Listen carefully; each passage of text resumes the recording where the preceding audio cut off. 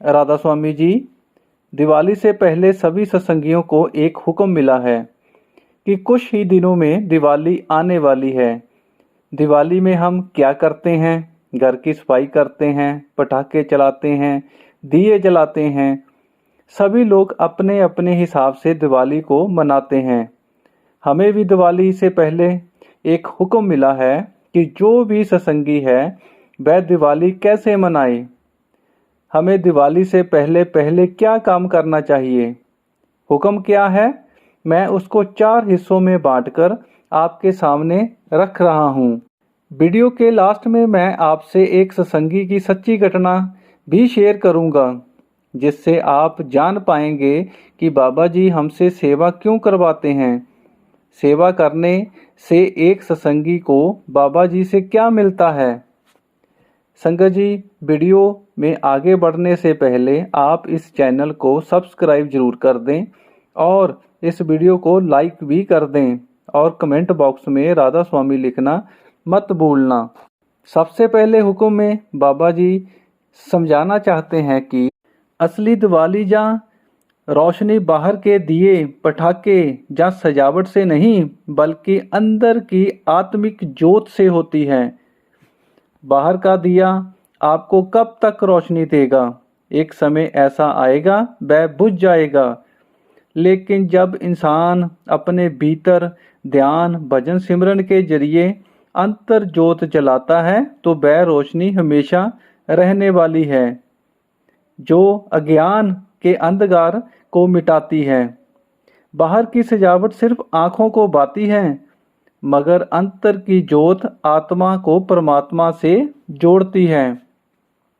इसलिए बाबा जी समझाते हैं कि असली कामना यही होनी चाहिए कि हम अपने विचारों को पवित्र करें, भजन सिमरन में समय दें और अंदर की ज्योत के दर्शन करें। वही असली दिवाली है। और इसके साथ बाबा जी ने यह भी बोला, जब हमारी सुरत अंतर ज्योत को देखती है, ज्योत के दर्शन करती है और ज्योत में समा जाती है, वह ही असली दिवाली है। दूसरी बात क्या बोली? दिवाली से पहले घर की सफाई के साथ साथ मन की सफाई भी करें। अब मन की सफाई क्या है? तुलसी साहब फरमाते हैं, दिल का हुजरा साफ कर जाना के आने के लिए, ध्यान गैरों का उठा उसके बिठाने के लिए। मन को साफ करना, अगर हम इसको दूसरे नज़रिए से देखें तो जिस तरह हम दिवाली से पहले अपने घर की सफाई करते हैं, धूल मिट्टी हटाते हैं, वैसे ही जरूरी है कि हम अपने मन की सफाई भी करें।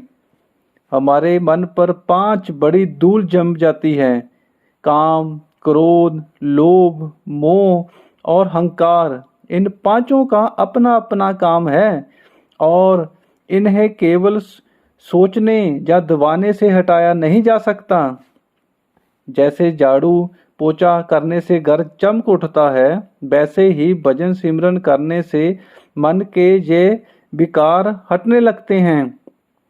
भजन सिमरन से मन को वह ताकत मिलती है जिससे धीरे धीरे ये पांचों काबू में आने लगते हैं। जब मन हल्का और शांत हो जाता है तो जीवन में सुकून, प्रेम और रूहानियत की खुशबू भर जाती है। तो आओ इस बार घर की सफाई के साथ साथ अपने मन की सफाई भी जरूर करें। तीसरी बात जो उन्होंने बोली कि हम बाहर के शोर को सुनकर, पटाखों के शोर को सुनकर खुश होते हैं, लेकिन असल सच्चाई अंदर में शब्द धुन सुनने में है। बाहर का शोर कुछ समय का है, सुना, अच्छा लगा, फिर खत्म। लेकिन अंदर की धुन, नाम का रस, स्थायी शांति और सच्ची आनंद देने वाला है। बाबा जी यही समझाना चाहते हैं कि जब हमारे कान बाहर की आवाज़ सुन सकते हैं तो क्यों ना थोड़ी कोशिश अंदर की आवाज़ सुनने की भी करें। यही अभ्यास धीरे धीरे हमें दुनियावी शोर से हटाकर आत्मिक शांति की ओर ले जाएगा। इस दिवाली हम बाहर का शोर कम और अंदर की शब्द धुन सुनने की कोशिश ज़्यादा से ज़्यादा करें। अब आगे चौथी बात क्या है? सेवा। आप जानते हो कि बाबा जी सेवा पर भी बहुत ध्यान देते हैं। क्या आप जानते हैं सेवा में हम क्या हासिल करते हैं? मैं आपके सामने एक सच्ची बात रखने जा रहा हूँ, जिसको सुनने के बाद आप समझ जाएंगे कि सेवा का हमारी ज़िंदगी में क्या महत्व है और बाबा जी हमें क्यों सेवा पर बुलाते हैं। एक बार हम ब्यास में सेवा पर गए हुए थे। हमारे साथ एक और जत्थे की ड्यूटी लग गई, तो मेरी मुलाकात उस जत्थे के एक बुजुर्ग सेवादार से हुई। बातों ही बातों में उन्होंने मुझे बताना शुरू किया कि उनको नामदान कैसे मिला, उसमें सेवा ने क्या रोल अदा किया। उन्होंने बोला कि मुझे महाराज चरण सिंह जी से नामदान मिला हुआ है। अब मैं कई साल पहले डेरा ब्यास आया। पहले यहाँ पर डेरे में गोल चक्कर हुआ करता था, वहाँ पर नामदान की पर्ची मिल रही थी। जो नए सत्संगी हैं शायद उनको ना मालूम हो कि पहले गोल चक्कर कहाँ हुआ करता था। अगर आप जानना चाहते हैं तो मैंने उस पर एक पूरी वीडियो बनाई है कि पहले डेरा ब्यास कैसा था। आप मेरे चैनल पर जाकर देख सकते हो। मैं उस वीडियो का लिंक इस वीडियो के डिस्क्रिप्शन में भी दे दूंगा। अब आगे बात करते हैं कि उस गोल चक्कर पर नामदान के लिए पर्चियां मिल रही थी, तो मैं भी जाकर लाइन में लग गया। जब मुझसे सवाल जवाब पूछे गए तो मुझे फिर से आने को कहा और लाइन से निकाल दिया, लेकिन मैं लगभग 1 घंटे के बाद फिर से लाइन में लग गया। थोड़ा आगे जाने के बाद जो पर्चियां देने के लिए सवाल जवाब पूछ रहे थे, उनके जथेदार ने देख लिया, तो जथेदार बोला कि आप फिर से लाइन में लग गए हो, यह सही नहीं है, आप चले जाओ। मैं लाइन से बाहर तो आ गया, लेकिन गोल चक्कर के पास ही खड़ा रहा। जब शाम हुई और सारी संगत चली गई तो गोल चक्कर के आसपास और गोल चक्कर के ऊपर बहुत सी पर्चियां या कागज बिखरे पड़े थे। जथेदार ने मुझे देखा और अपने पास बुलाया और पूछा, क्या तुम सेवा करना चाहते हो? तो मैंने कहा, हाँ मैं करूँगा।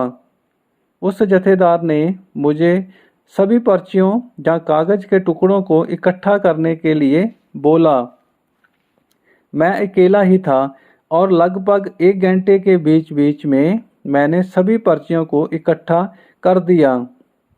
जब सारा काम खत्म हो गया तो जथेदार ने मुझे अपने पास बुलाया और बोला, क्या तुम नामदान की पर्चियां लेना चाहते हो? तो मैंने बोला हाँ, और मुझे पर्ची दे दी गई।